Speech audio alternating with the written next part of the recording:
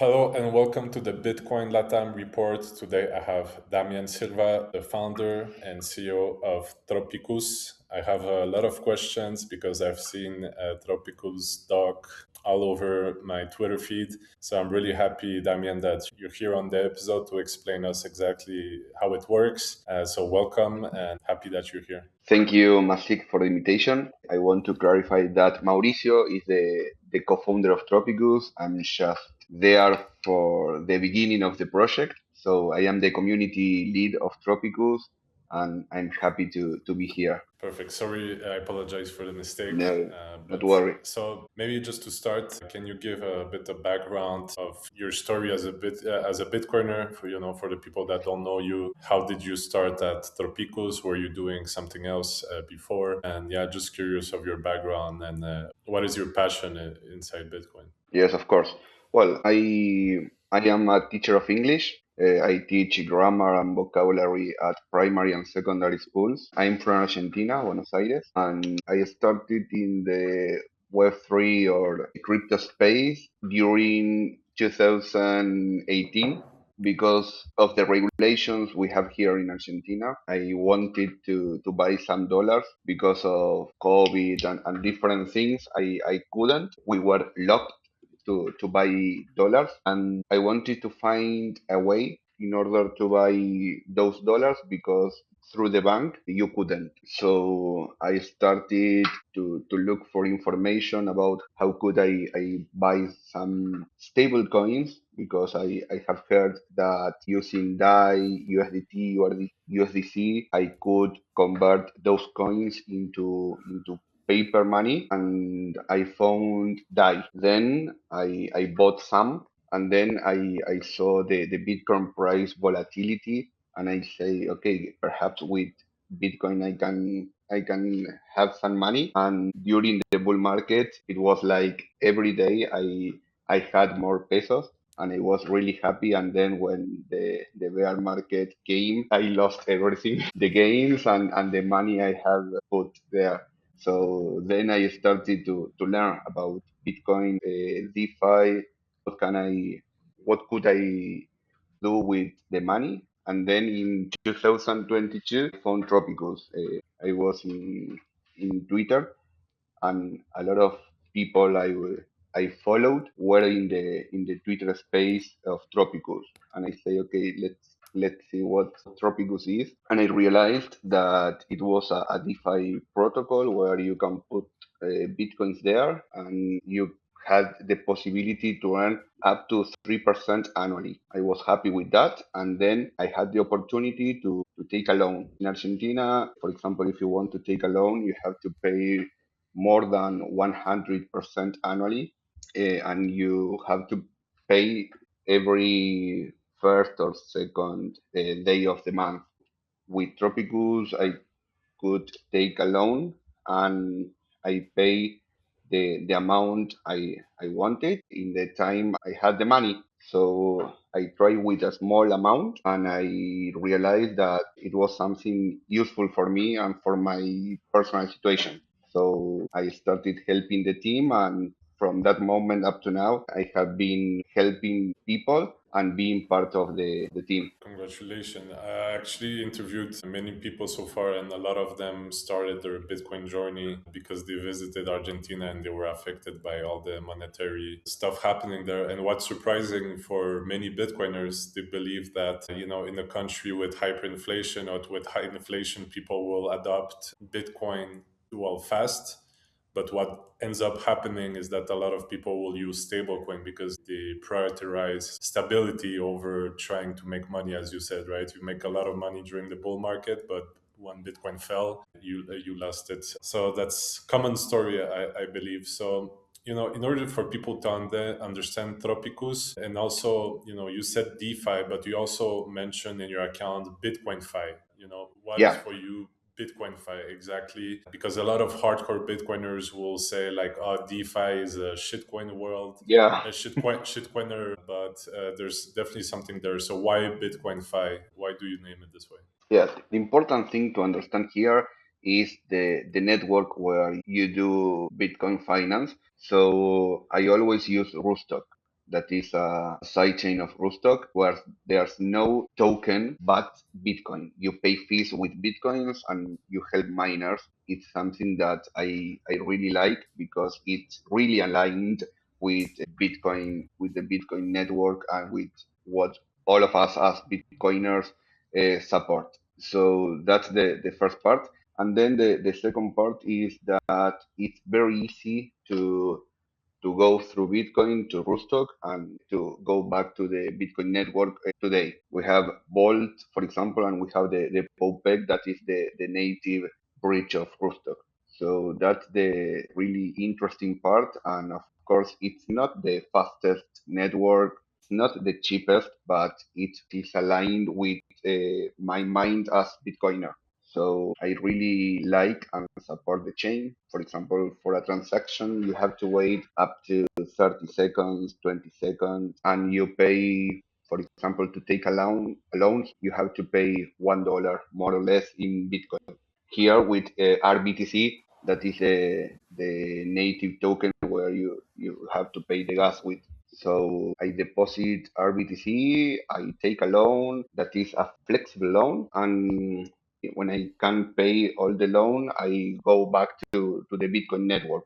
So it's very easy and simple to go through Bitcoin to Rootstock. Right. Before we dive into Tropicus and Doc, arguably other crypto chains have, way more volume, have way bigger market cap, and potentially also have not necessarily a as decentralized network as Bitcoin, so they can be faster. So why are you persisting on building on Bitcoin? Why are the reason why you want to build this kind of services on top of Bitcoin and not another chain that might be faster, cheaper? What are the reasons? Because here you are helping the miners, as I said, with the 80% of the gas fees. So more or less 80% of the Bitcoin miners are doing merge mining. So with the same hash power, they are mining Bitcoin and Rootstock at the same time. So it's something that I like because you are using Rootstock and you are supporting the Bitcoin network. And in my opinion, 30 seconds, 20 seconds isn't too much because when I use Rootstock for my daily things, I send the transaction and then 5 minutes later I check and I have the money. I pay the bills using different things. For example, Wenbit, that is a centralized exchange, use a credit card in Hong Kong with a crypto market, and I paid different things in Argentina using my docs. So it's something that I can use in my daily things, and with all the things I have in the Rootstock ecosystem is enough for me to my daily routine or to pay my daily things in Argentina. Understood. And what is the process if you want to redeem that's the name, right? RBTC back to Bitcoin Hub. Is the process easy?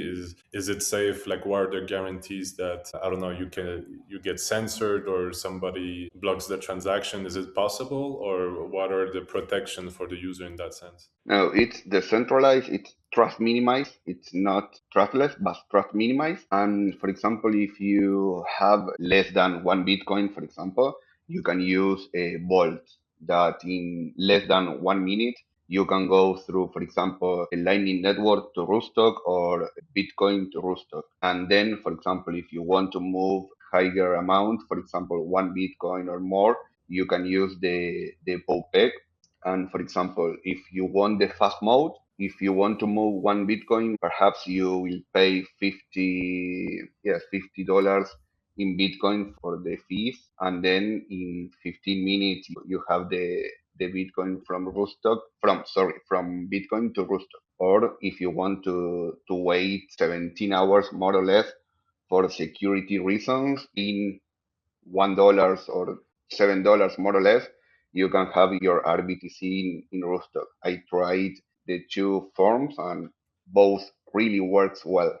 But for my daily things, I really use Bolt because it's really easy. For example, here I live in Buenos Aires, in Argentina. There's a cafe where you can pay with Bitcoin in Lightning Network. So I go there and I swap my RBTC for Bitcoin in Lightning Network using Bolt, and then I pay my cafe, my toast or whatever I want to eat using Rootstock, Bolt, and Lightning Network. Interesting. And there's other side chains in the Bitcoin world. So I think Rootstock is probably one of the most known. I started following, well, I was aware of it even when it started a few years ago. And then there's Liquid, right? I think it's probably the Yeah, biggest or like the competitor. Or do you consider it as a competition to Rootstock, or it serves another purpose? Like, what are the main differences in your opinion between Liquid and Rootstock, for example? yeah. For example, I think that Liquid is more for institutions. You can pay, for example, with USDT in the Liquid network to have more privacy, let's say. And with Bitcoin, you can use it as daily payment to do these DeFi things, for example, to get shield on dollar on chain, that is a stable coin backed in Bitcoin in RBTC, or you can take a loan, you can act a liquidator, yes, and you can do many things. You can provide liquidity. You have many things that you can find on Ethereum, for example, or BNB chain, because you have the most valuable things of the two worlds, Bitcoin, the security, and Ethereum, the flexibility of the smart contracts. Liquid is more for institutional money. For example, when you want to move big amount of money, having a privacy. Interesting. A lot of people were selling the idea of sidechains as, I think it's been almost 10 years, right? And I think now, for example, the volume on Liquid has been increasing quite a lot in the last year. I don't have the latest data, but how about Rootstock?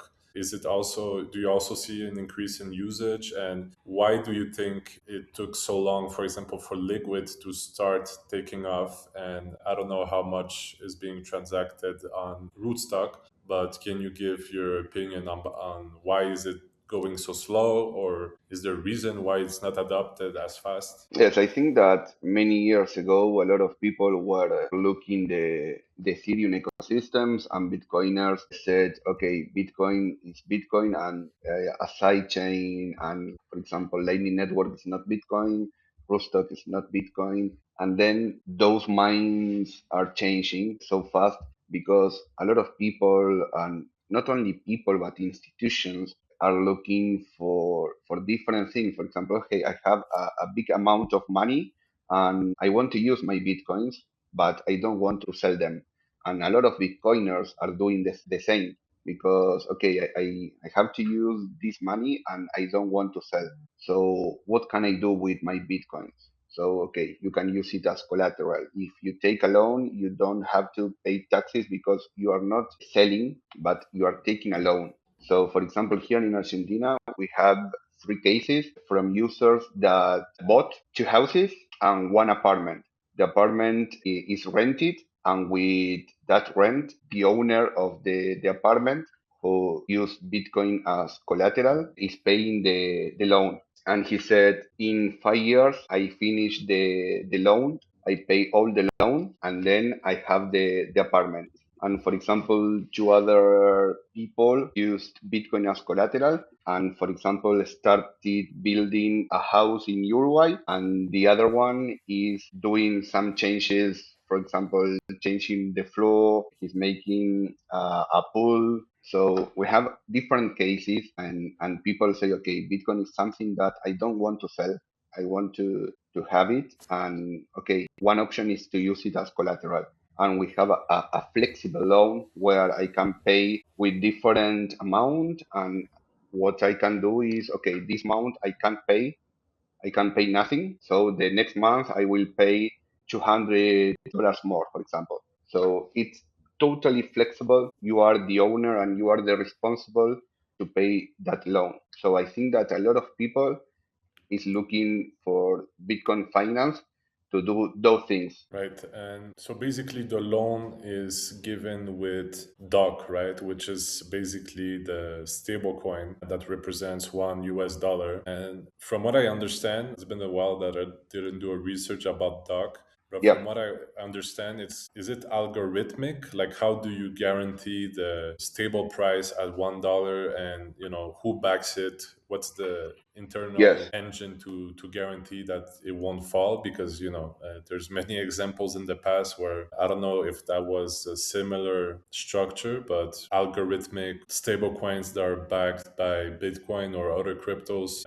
There was some big problems with that. So, what is the difference with Doc, and how does it work? Yes, stable coins that were not stable. In this case, money on chain is the user of DOC, dollar on chain, and it's backed, for example, $1 on chain is backed by minimum $4 of Bitcoin. Up to now, it's backed by $8 or $9 per $1 on chain by a smart contract. So that's the different things. It's not backed by United States debt or paper money, but by Bitcoin. And it's over collateralized but by RBTC. So this is the main important things. And we have another stable coin that is USDRIF or RIF USD dollar that is backed by RIF, that is a token issued by Rootstock. But it's not Bitcoin and it has high volatility. So every user can choose between dollar on chain and USD-RIF. Perhaps they choose having into account the annual cost of the loan.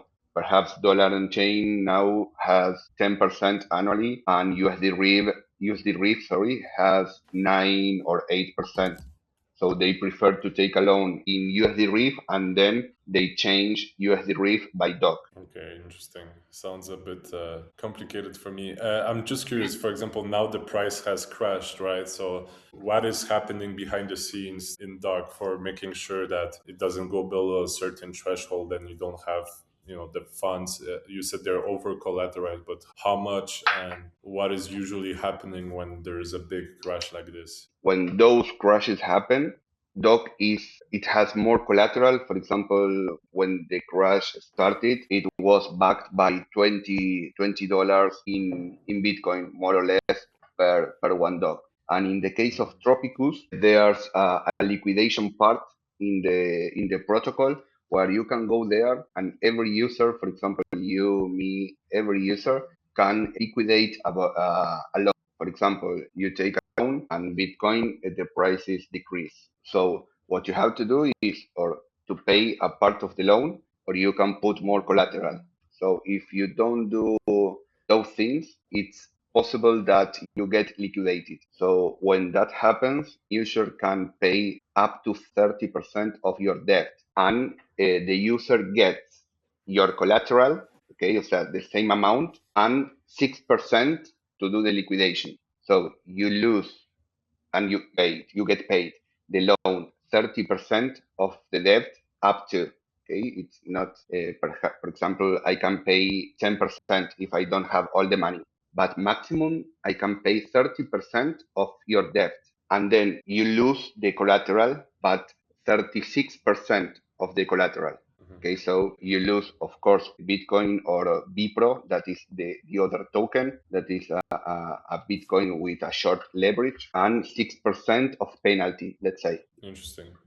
Okay, that's a lot to take in. So, how does a yield work for dollar on chain? So, how is the yield generated for a user that wants to deposit? So, basically, by providing the liquidity, he receives an annuity, right, on the deposit. How is that generated for the user? Yes, that's a good question. Thank you to bring it. When you deposit stock, for example, you have an annual percentage that it's not fixed. It changes every 30 seconds, more or less. It can be less, it can be the same, or it can go higher. That depends on the usage of the doc. For example, if there's a lot of people taking loans in doc, it will be higher. The annual percentage you are paying for your loan. And for example, if I deposit DOC, I will be paid more because it is balanced. When you deposit DOC and a lot of people are taking loans in DOC, the amount of the credit percentage. It goes higher, and of course, it goes higher to deposit because it needs to cover those credit lines, let's say. Understood. So basically, it's a dynamic system based on how Yeah. much people pay interest. So the more people pay interest, the more yield the people depositing their dogs as liquidity earn. And in the system, is there something going to doc itself? Like how does that work? Is it all open source, or is doc is a company? How does that work? Yes. For example, in Tropicus, there's a difference in amount to depositors, the amount of money, the percentage they get, and also for the people taking loans. So that difference goes for the protocol for Tropicus. It's like the bank systems. For example, if you give the bank money, they say, okay, I will pay you 30%, and if you want to take a loan, okay, you will pay 100%. That difference goes to the bank. The same happens here, but it's all open. You can go to the market part and you can see the different rates for depositors and for the people that want to take a loan. And the profit from Doc, is it distributed to the founding team or it goes to the protocol, but how is that reused afterwards? The money that Tropicus gets, it's for the people that is working for Tropicus. We are a team of 7, 8 people, so we are a small team. And of course, to continue developing Tropicus. Okay. I didn't understand. I understand RBTC. That's pretty clear, right? That's Yeah. you deposit Bitcoin and the sidechain, so you have RBTC. I understand dollar on chain, but I don't understand RIF US dollar and BPRO. What are the and I Okay. see Yeah. that RIF has also yields, that is, Yeah. but BPRO, for example, doesn't. So what's the difference between those two? Yes, yes, that's a good question. The idea is that you use Bitcoin or BPRO as collateral. Of course, RBTC, it's like Bitcoin, but in the Rootstock network. BPRO is a Bitcoin with a short leverage, for example, of 1.2. It's not fixed, it's dynamic. It's another product of Money on Chain. The creators of Doc, they have a product that is called BPRO, that is a Bitcoin with steroids, they call it, and it's Bitcoin with a short leverage. When Bitcoin goes up, BPRO goes higher, and when Bitcoin goes down, BPRO goes lower. But it's a free leverage, and just by holding BPRO, you get mock tokens. That is the governance token of the protocol of Money on Chain protocol. So you can use both RBTC or BPRO as collateral. If you use RBTC, you can ask up to 67% of the Bitcoin you have deposited. And if you do it with BPRO, it's up to 38% because it has more risk than Bitcoin. And then you said USDRIF. Yes, USDRIF is another stablecoin issued by Riff on Chain. The same people that are working in Money on Chain, they develop Riff on Chain. It functions like DOC, but instead of using RBTC as collateral, it uses RIF. RIF is the governance token of Rootstock Collective that is a DAO. So you can stake RIF there and you get rewards in form of RBTC and RIF. For example, for Okay. builders and people backing those projects. And does Tropicus itself holds a significant part of, for example, this governance token in the DAO? Like, what's the relationship between, for example, Tropicus and Doc ecosystem and the whole thing? Like, what's the interactions? Are you leading kind of also the development of that? Yeah, the idea is that, for example, you have Bitcoin, you want to have some part in stablecoin. For example, DOC. Okay, you mint DOC, and then you say, okay, what can I do with DOC? So in Tropicus, you can use those DOC in order to have a shield every 30 seconds and compounding automatically. And then, for example, if you like BPRO and you think that the Bitcoin price in 10 years will go up, you say, okay, I prefer to have BPRO because when I want to go back to Bitcoin, I will have more RBTCs because the leverage of the BPRO. So, okay, it happens something that, for example, you have to pay something. Okay, you use BPRO as collateral and you take a loan. And the idea is that a lot of people were taking loans in doc, and they say, okay, it happens that something perhaps there's no more liquidity because, for example, there's 20,000 dogs remaining to be taken. And there's a person that say, okay, I want to build my house. That happened and I need $100,000. So the idea is to have two stable coins where, okay, you have this market, and if you want to take a loan with a lower percentage or if there's no liquidity in DOC, you can use USDRIF because both coins were created from the same team. And for example, Money on Chain, Dollar on Chain is the second year running and it has never lost the peg. So it really works. Okay. The whole thing you explained, it really helped me to understand a little bit more the mechanics. I suppose, as your role as a community manager is to explain in more layman terms and simple terms for, regular people why they should use that or not. Because it's quite complicated, right? In the end, like Yeah, understanding the whole infrastructure. So in your work over the years, like I imagine you have been, changing the type of content or the type of products you're yeah. putting out in order for people to understand it more so they can understand directly the advantages, not necessarily the whole infrastructure behind it. So what are your lessons so far doing this, playing this role as a community manager? Probably you also, write content. What are the challenges? I'm really curious. Yeah.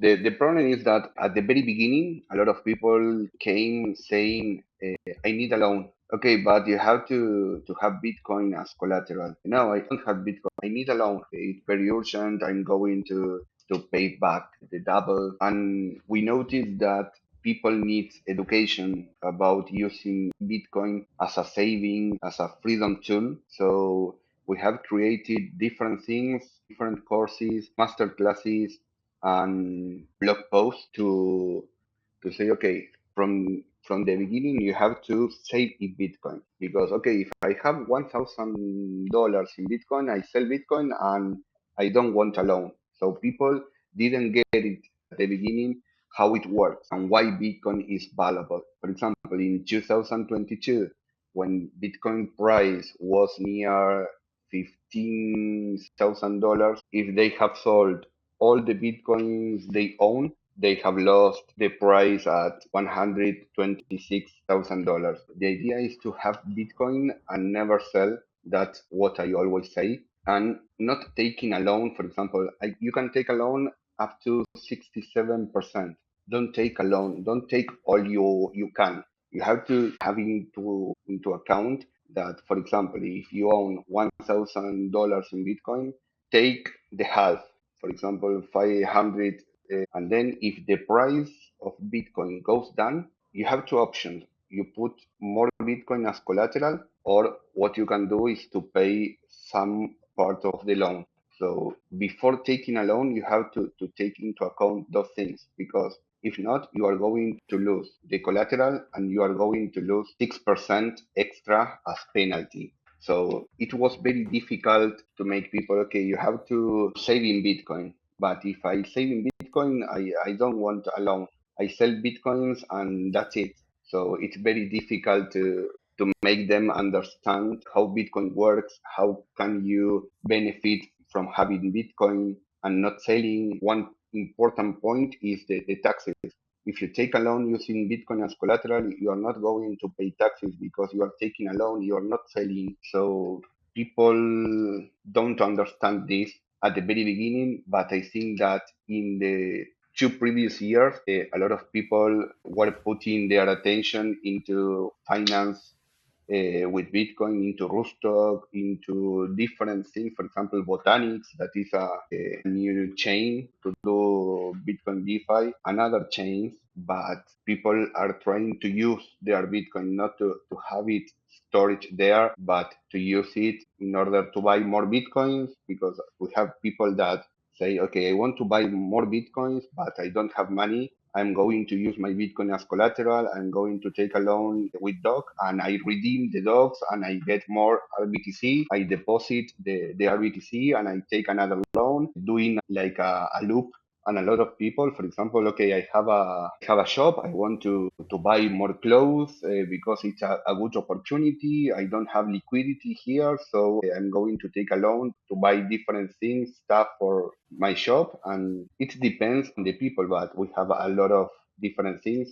For example, I took a loan to change some parts of my house using a loan, and I'm paying every month. For example, this month I couldn't pay, so next month I'm going to pay a little bit more than I usually pay, but I don't have the necessity to pay it because I am over collateralized. So I have taken 30% of the Bitcoin I deposit in Tropicus. So during the night, I sleep really good because of that, because I understand the risk. And if the price goes lower, I can put more collateral. So having that into account, I can sleep really well. Yeah, so what you're saying is basically this shouldn't be used to necessarily, over leverage yourself in going long Bitcoin. It should be used as a tool to, if you have a project in your life, as you said, doing renovation or buying a home, it can be used this way to make your life better. But it can be a really dangerous game if you try to enter in the loop of,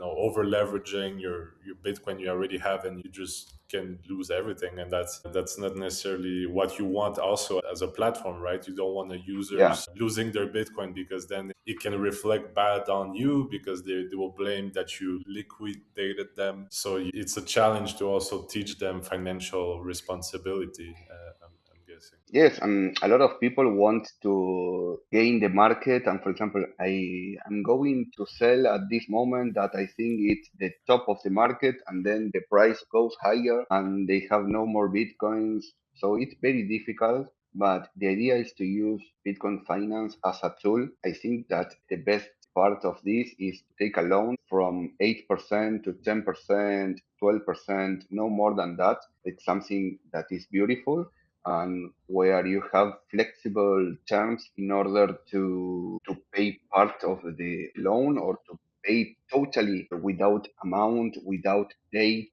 Here in Argentina, for example, if you have to pay the 2nd of March, if you pay the 3rd of March, you have to pay a lot of money more just because of one day. So here you have flexible time to pay it whenever you want and with the amount you want. You have to take into account that if time goes by, you will have to pay more interest on your loan.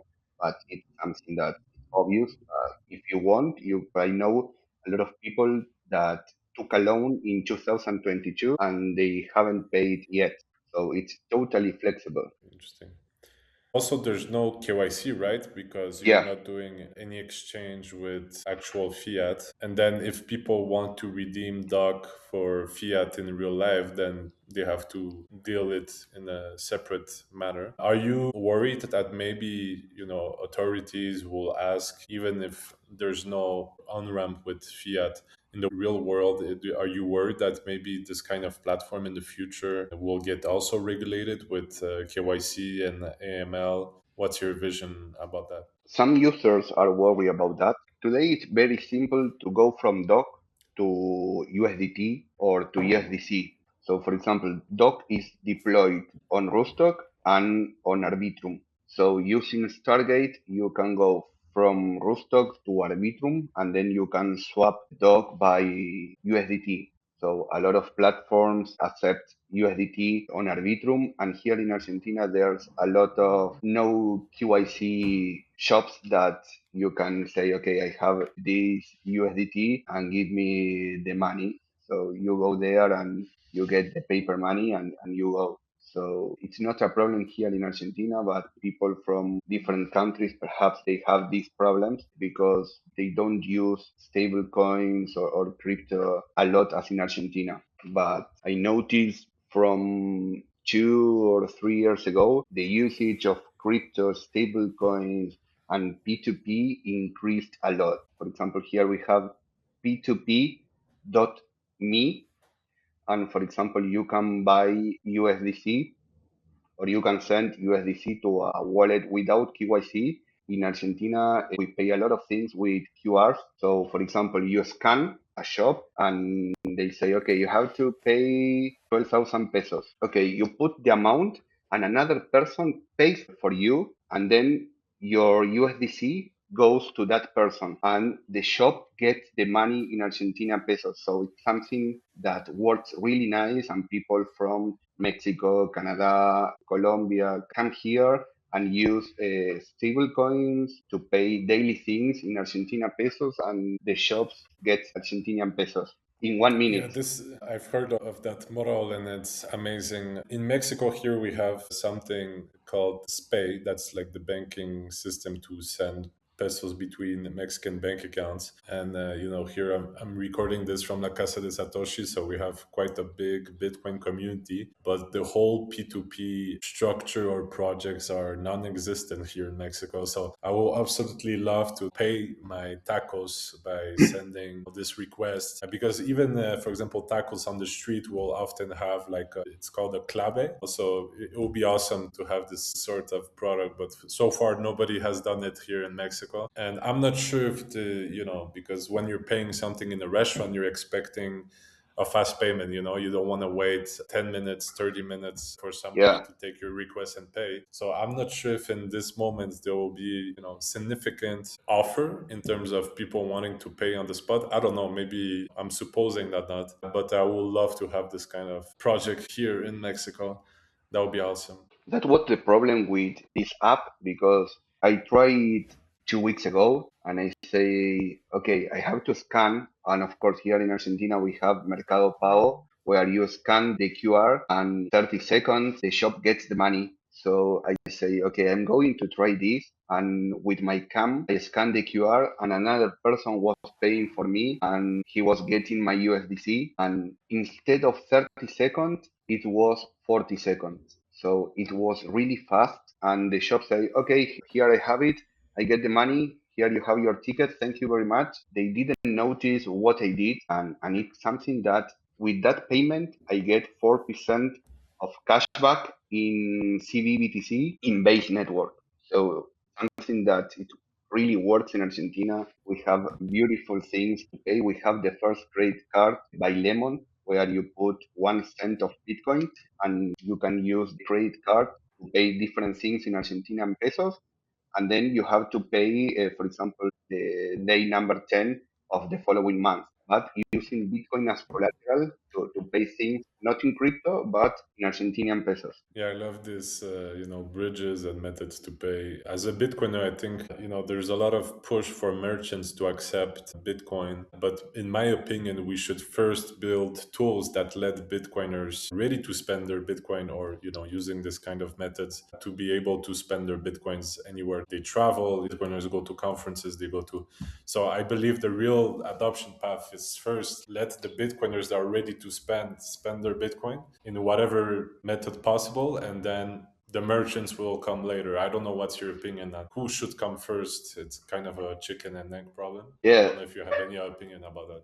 I want to tell you something that was really funny but frightening at the beginning. During December, I went to Chile to give a talk about Tropicus, Rootstock, and they pay me in DOC, and they say, okay, use this DOC to your daily expenses. And I say, I'm not going to change DOC by Chilean pesos to Argentinian pesos. I just charge the credit card with doc, and I'm going to pay everything with docs there. I have never used it before, so it was risky for that moment, and I put it in my Google Wallet. I went to the first shop and I say I'm going to pay with NFC. I put it and it really works. It was like paying with USDT with another credit card, and the shop, they don't care because they get the money, the Chilean pesos, and it really works. For example, Mauricio, the co-founder of Tropicus, when he comes to Argentina, every time he comes, he doesn't bring Argentinian pesos or Colombian pesos or dollars. He takes a loan using Tropicus, and then he sent a message and send you the doc, and you give me Argentinian pesos, the paper money, to Krypton market, and he received the motorcycle with the Argentinian pesos, and that's the way he lives here in Argentina. For example, we went to La Boca in Capital to walk around near Caminito, and Mauricio says, I want to go to see Boca Juniors, and at that moment it cost more or less $200. And Mauricio asked me, "Can you pay that for me?" And I say, "Mauricio, it's the end of the month. I don't have more money to pay because it was like two tickets, so $400." And a man appeared, "You have crypto? I can change USDT for Argentinian pesos." Okay, yes, using drone, using Arbitrum, and he gets the money there in the streets. He didn't have to go to another place. It was a real peer-to-peer.